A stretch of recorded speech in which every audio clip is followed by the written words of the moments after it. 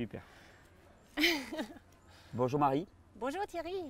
Alors, comme tu le sais peut-être, je suis en train de réaliser toute une série de vidéos sur les troubles du comportement, l'anxiété, la pression donc aussi, et tout ce qui peut être généré par un excès de stress dans l'organisme avec l'épuisement, la dimension de l'épuisement. Et dans ce cadre-là, bon, j'essaie d'explorer les choses sur deux points de vue, le côté du corps et le côté de l'esprit, qui sont deux piliers essentiels. Ouais. Et quand on en a parlé, toi tu m'as dit, mais j'ai des choses à te dire sur le corps et sur tous les traumatismes engrangés dans le corps et la façon aussi d'accompagner leur libération de façon efficace. Ouais. C'est pour ça que je t'ai demandé qu'on se retrouve ce matin pour en parler. Ouais. Merci pour l'invitation d'abord et ta confiance. Du coup, j'aimerais parler d'une approche représentée par aussi une certaine manière de penser selon la thérapie Somatic Experience de Peter Levine, qui est un expert en traumatisme et qui a fait aussi de bonnes expériences avec le Bellicon. Et c'est là j'aimerais te parler de ces découvertes. En tout cas, chaque traumatisme qu'on vit trouve sa réflexion dans le corps. Son image dans le corps. Il s'imprime dans le corps. S'imprime dans le corps, oui. C'est vraiment important de réaliser ça. Et un traumatisme peut être même une relativement petite chose, disons. Un traumatisme, normalement, les personnes pensent qu'un traumatisme, c'est une grande violence, par exemple, ou les troubles de violence de guerre, etc. Mais nous, au long de notre vie, on vit aussi, on expérimente des traumatismes aussi, par l'éducation, par des accidents, par... simplement une réflexion, une phrase assassine de quelqu'un peut s'imprimer en nous de manière assez violente. Une phrase assassine, ouais, ou une diagnose médicale. Quand on te dit, tu as un cancer, tu as une sclérose en plaques, ça peut créer un traumatisme en dedans de toi. Et ce qui se passe, c'est, il y a le niveau cognitif, il y a le niveau émotionnel, mais il y a le reflet ou l'image que tu dis corporelle, somatique. L'impression somatique. L'impression somatique. Du traumatisme. Ouais, et le corps se verrouille. Ce qui se passe alors, c'est que beaucoup de personnes, et c'est une réaction bien humaine, elles développent une énorme angoisse de reproduire ces sensations, ces perceptions traumatiques. Et donc, on coupe la sensation corporelle. On se distance de son corps. On se dissencie de son corps pour ne pas souffrir et pour ne pas ressentir l'émotion. Voilà, exactement. Et comme ça, le corps devient l'ennemi. Au lieu de rester ton meilleur ami, ton corps devient ton ennemi. Et c'est là où on entre dans le cercle vicieux des symptômes, des maladies, etc. Et du coup, ce qu'il faut, le clé, c'est de comprendre que le corps nous donne le cadeau, la capacité innée de guérison, d'apprentissage. Le corps peut vraiment apprendre. Et comment est-ce que le corps peut apprendre? Par échangeant les mauvaises expériences par des expériences positives. Et là, au côté somatique, au côté corporel, on peut se donner le cadeau de faire des nouvelles expériences, de nouveaux mouvements. Si je comprends bien, donc, tu as une expérience traumatique, émotionnelle, vécue en tout cas, qui s'imprime dans le corps, et on peut amener le corps au travers, j'imagine, de mouvements, de choses comme ça, de manipulations, à remplacer ce souvenir traumatique par une autre expérience plus agréable et plus bénéfique. Oui, exactement.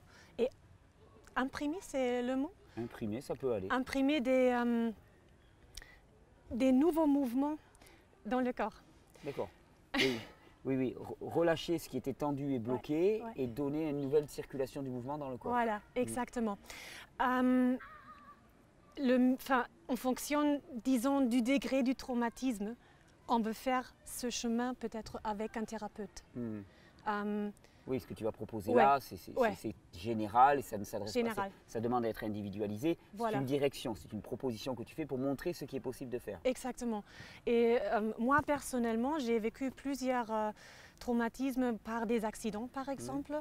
Accidents de bicyclette, de vélo, diagnose type tu as un cassement d'un vertèbre ou quelque chose comme ça. Et puis, j'ai expérimenté que vraiment, cette angoisse verrouille mon corps. Ouais, elle était restée enquistée dans le corps d'une certaine Voilà. manière. Et je peux vraiment confirmer que la guérison, l'auto-guérison vient par le corps et de se redonner ce cadeau qu'on puisse pas à pas apprendre de gagner de connaissance de soi-même et comme ça de confiance. Ce qui est très intéressant, c'est ce que les animaux, d'une manière intuitive, après un traumatisme, ils se secouent. Oui. Ils se libèrent d'une certaine manière. Ils se libèrent, ouais. De toutes les tensions qui ont pu être accumulées. Voilà. Et même dans la lutte fit, ils font ça pendant quelques secondes pour pouvoir continuer. Tandis que nous, les humains, pour la plupart, on reste comme ça et puis on continue d'une certaine manière, mais on ne se secoue pas.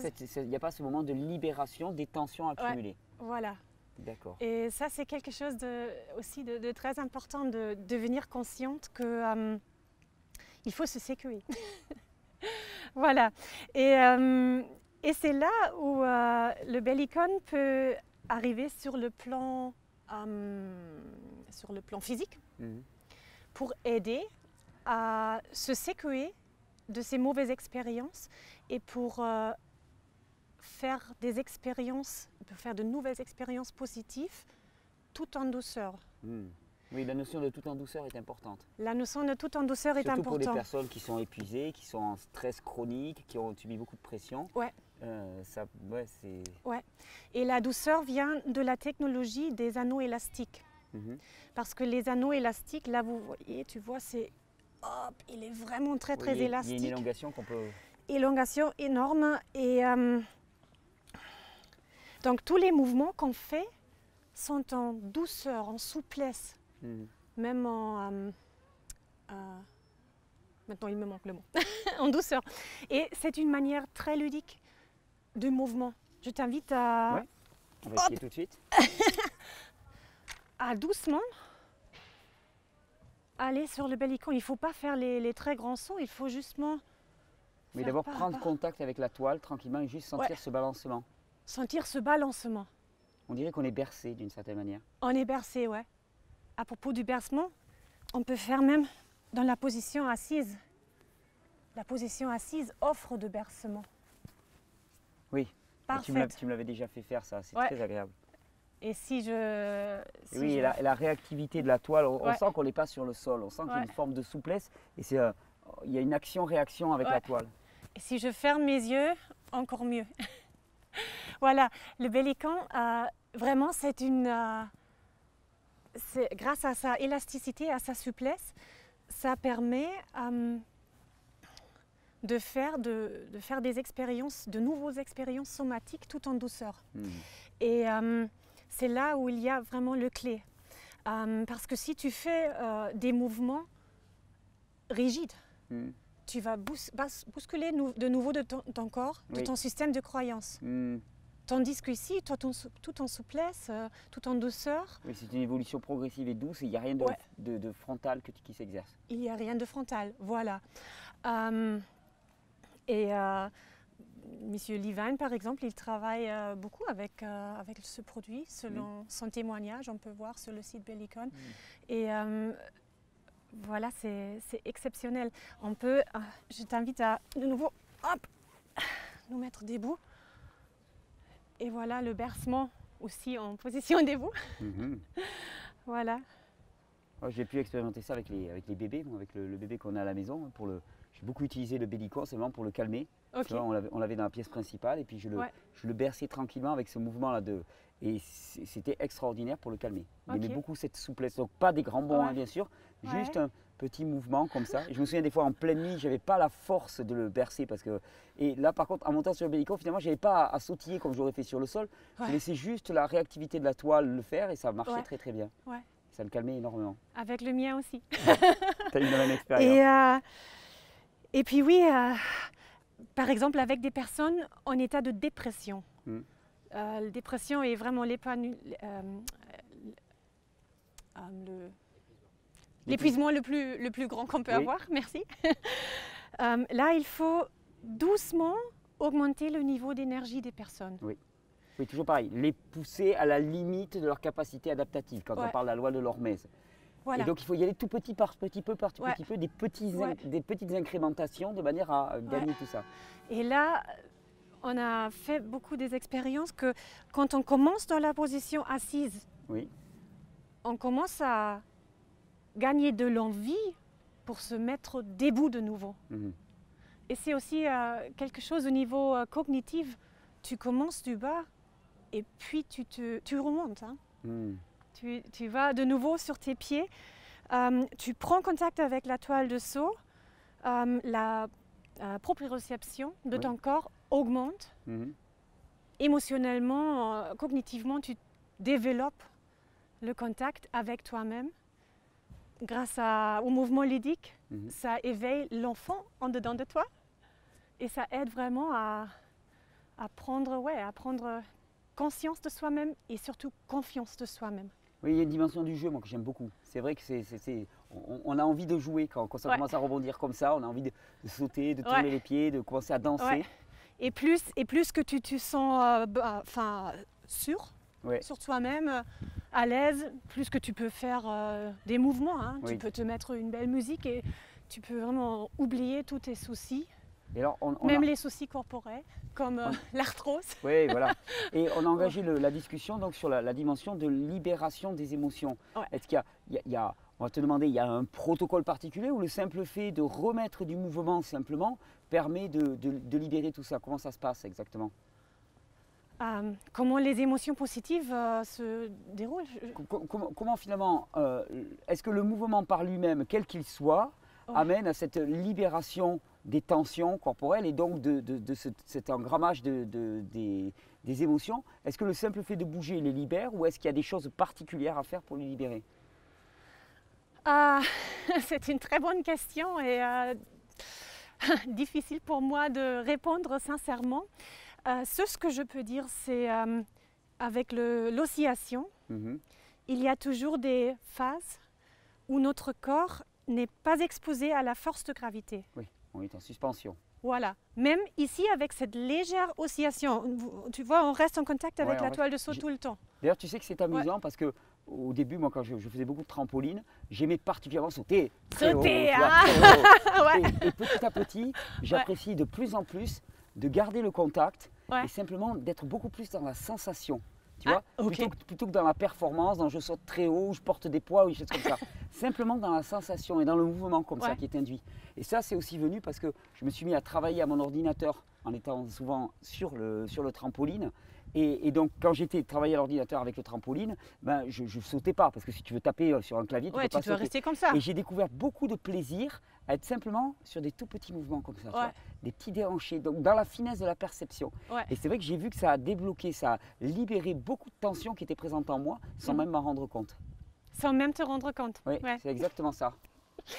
Et c'est ce que je voulais dire, qu'avec chaque oscillation, il y a un point climax, on peut dire, où notre cerveau n'est pas exposé aux forces de gravité.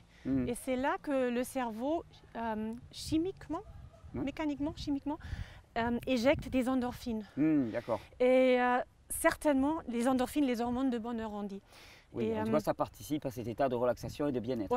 C'est ce qui se passe aussi en course à pied. Quand on court, il y a l'impact et au moment où on est en l'air, il y a ce moment où le cerveau oscille et pendant qu'il était effectivement en équilibre, on va dire d'une certaine manière, il y a cette libération d'endorphines qui se fait. Et c'est certainement ça qui apporte l'aspect ludique et l'effet que le corps peut se détendre, peut se déstresser. Une chose que j'apprécie moi aussi beaucoup, je fais beaucoup de course à pied, j'aime énormément la course à pied. Une chose que je remarque, surtout quand on est vraiment fatigué, c'est que contrairement à la course à pied, il y a un effet action-réaction. C'est-à-dire que tu pousses et bim, tu es renvoyé. Donc ça dynamise le mouvement, même quand tu es vraiment fatigué, finalement, automatiquement ça va dynamiser le mouvement. Et ça, c'est assez intéressant. Ouais, dans certains modes, la toile de saut, elle parle avec toi. Ouais. Donc dans cette dimension de la dynamisation pour les personnes qui sont vraiment épuisées, ça y participe aussi énormément. Ouais. Ça énergise, on peut dire ça. Énergise, oui. Physiquement, ce qui se passe aussi dans le corps, c'est ça oxygène. Ça apporte plus d'oxygène dans ton corps. Physiquement aussi, le mouvement de balancement, c'est traction, pression, traction, pression au niveau cellulaire. Tu actives ton pompage cellulaire même comme ça. Même si tu es devant l'ordi, sans te rendre compte, tu fais quelques mouvements. Autant la position assise est une véritable catastrophe, mais les mots ne manquent pas. Surtout la position assise où tu es à l'arrière d'une chaise avec le dos comme ça, complètement. Au niveau vertébral et tout ça. Autant la bien poser avec ta colonne vertébrale qui a son bon positionnement et travailler comme ça, moi je peux travailler des heures et j'en ressors, je ne suis pas cassé. Au contraire, je suis dynamisé, j'ai envie de bouger mon bassin et j'ai rien de bloqué dans le corps. Donc ça fait une différence colossale. Ton articulation sacro-iliaque, elle est toujours sous mouvement. Tandis que si on parle du travail, si tu travailles sur le sol, dans la position debout, tu es toujours comme ça. Tu ne vas pas faire ce mouvement. Moi j'ai essayé de le faire mais ça reste épuisant et surtout la plante des pieds souffre énormément parce qu'il n'y a pas ce mouvement qui se fait sous le... Travailler debout, moi j'ai pas réussi parce qu'au bout d'un moment on est trop bloqué, on est trop verrouillé. À partir de 10 minutes. C'est clair. Et bon revenons au traumatisme. Oui, on revient au traumatisme. C'est que le clé c'est vraiment de comprendre que le corps est l'image de nos traumatismes, l'image somatique de traumatisme. Et notre corps a une capacité innée de se guérir, une capacité innée d'auto-guérison. Mais ça, c'est valable sur le plan physique, c'est valable sur le plan émotionnel. Et effectivement, il y a des mécanismes pour se libérer à ce niveau-là, pour que les traumas enquistés puissent être libérés, effectivement. Et les mouvements souples, les mouvements doux, peu à peu, pas à pas, peuvent vraiment aider à créer de nouvelles expériences positives à travers la proprioception, à travers la connaissance de soi-même et à travers vers une confiance à soi-même. Trouver un équilibre, trouver un équilibre sur une surface instable, ça peut donner beaucoup de confiance, surtout des personnes peut-être plus âgées ou des personnes qui ne se croient pas particulièrement sportives. Ils sont tout fiers de soi, de trouver plus de l'équilibre. J'ai expérimenté ça aussi avec les ballons, tu sais, qu'on utilise avec le pilate par exemple. Et la position assise un peu instable que ça génère amène à beaucoup de travail aussi en termes de proprioception que j'aime beaucoup. On peut osciller aussi, c'est une solution aussi simple avec les gros ballons de pilates. Tu les connais, tu vois ce que c'est? Je suis professeur de pilates. Ah oui, c'est vrai que tu es professeur de pilates, donc très bien, tu connais ça très bien. Non mais je trouve que c'est une très bonne solution aussi pour les personnes qui n'ont pas encore de trampoline. Avec ces ballons, ils peuvent déjà avoir ce mouvement d'oscillation, ils peuvent faire bouger leur bassin comme ça de la même manière. C'est une solution aussi que je trouve très agréable. Moi j'aime beaucoup jouer avec ces ballons. Je trouve ça très agréable. Et puis ça gaine tout le corps. Ok. Bon, peut-être on va parler de ça dans une autre séance. Ça va. Pour le moment, pour écoute, on va continuer nous à s'amuser tranquillement. Je te remercie pour ces petits éclairements par rapport au mouvement, par rapport à l'oscillation et par rapport à cette libération qui se fait d'elle-même finalement. Merci de ton invitation. Merci.